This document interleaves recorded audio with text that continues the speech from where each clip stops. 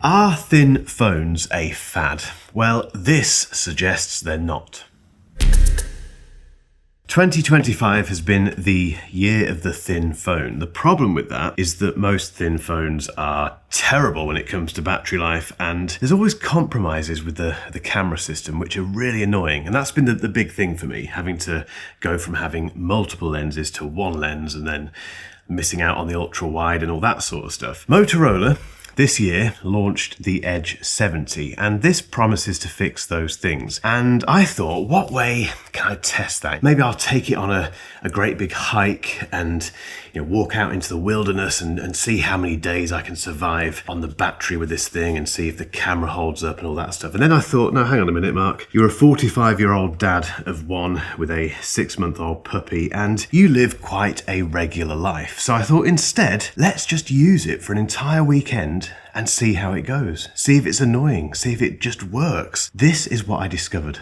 I think it's worth me explaining how I use my smartphones very quickly, just because there are some misconceptions out there when it comes to how us tech YouTubers use devices like this, which sounds weird, but I think a lot of people think we're always shooting videos and doing social media stuff all the time. But I've listed what I do with my smartphones, and it's really regular and really boring. Messaging, taking photos. I don't take many videos or shoot many videos with my phones, believe it or not. Web browsing, which makes me sound about 80 million years old, but yes, I do use my phones to go on the internet and look at websites and stuff. Occasional phone calls. I do take calls and occasionally make them as well. I do watch YouTube. I do scroll some social media sites like Instagram and TikTok. I listen to music on them. I check YouTube Studio, which is YouTuber specific, admittedly. Email. I do some email on there. That's it really, but they are in my hand quite a lot, so I do tend to put them to decent use, but it's very regular stuff. The big question is, can a thin phone like the Edge 70 cope with that? Now, I want to go outside. The whole point of this video was to go on a little hike, but the weather's been terrible. Is it still terrible?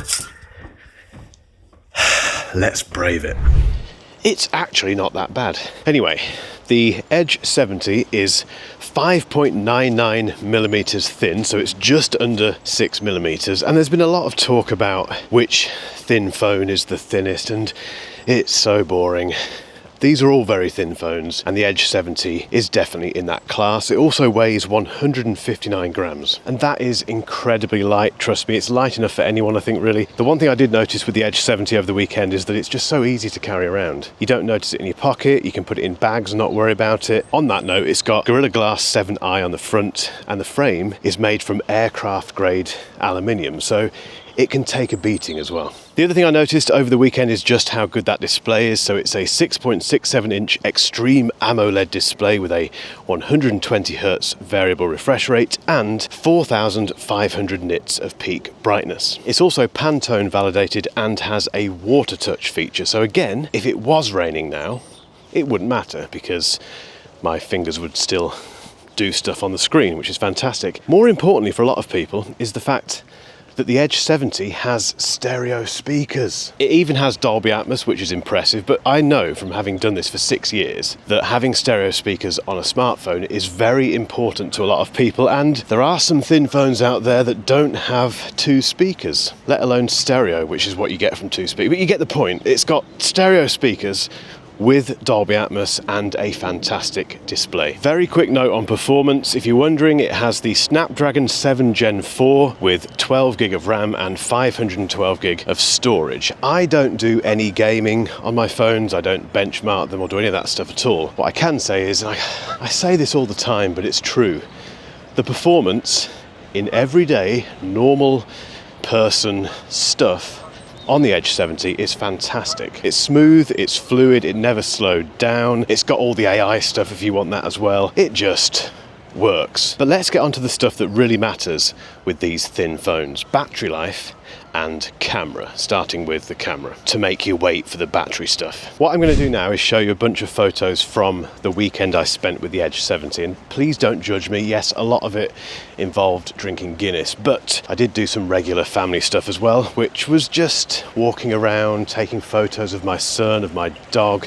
both of which are very tricky subjects because they don't stand still, and just enjoying life really. And that is what I do with my camera phones. It's what I do with my smartphones outside of YouTube land. I'm very normal in that respect. These photos aren't framed properly, they're not constructed, you know, they're not put together as though I'm a pro photographer. I just get my phone out and take a photo very quickly. The great thing about the Edge 70 is that it has multiple lenses. So it has 50 megapixel cameras all the way around, from the front to the back. We have a telephoto, we have an ultra wide, which is so useful. No, I do not want to resort to doing a panorama to make up for the lack of an ultra wide on other thin phones. And the regular camera is fantastic. The images that Motorola phones produce, for me, they work. They are contrasty. The clarity slider has been pushed up a little bit, but that does result in very immediately pleasing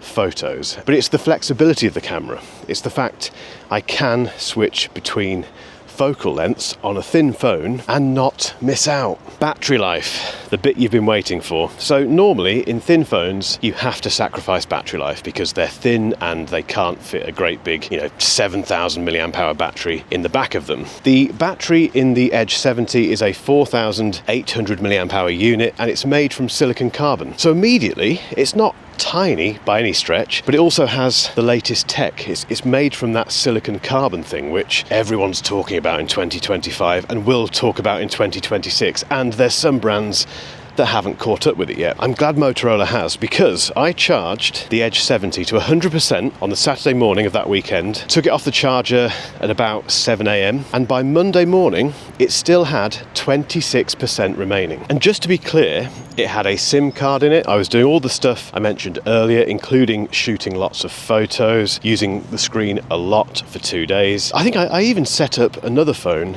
with the Edge 70. So I used the Edge 70 to wirelessly set up a different phone. That's quite taxing, I think, as well. And again, not regular in terms of use, but it's a 2-day phone. And that isn't the case with most other thin phones. Now again, I don't do any kind of detailed testing with batteries. I don't do soak testing or the Ben from Lover of Tech method of staying up all night and really hammering each battery, because that's just not what I do. But from a regular person perspective, I know what works and I know what doesn't work and I know what lasts 2 days and what doesn't. And the Edge 70 shocked me this weekend. It genuinely did. I think the biggest contributor to that battery life is the standby time. Leave it unattended for any amount of time, it barely loses any percentage points. It's so impressive. Is it perfect for everyone? Well, no, obviously. No phone is. It may not have the right chip that you want, it may not have the right screen size, but the Edge 70 has removed pretty much all of the compromises that I've experienced on other thin phones, and that does mean a lot. So if you're looking for a thin phone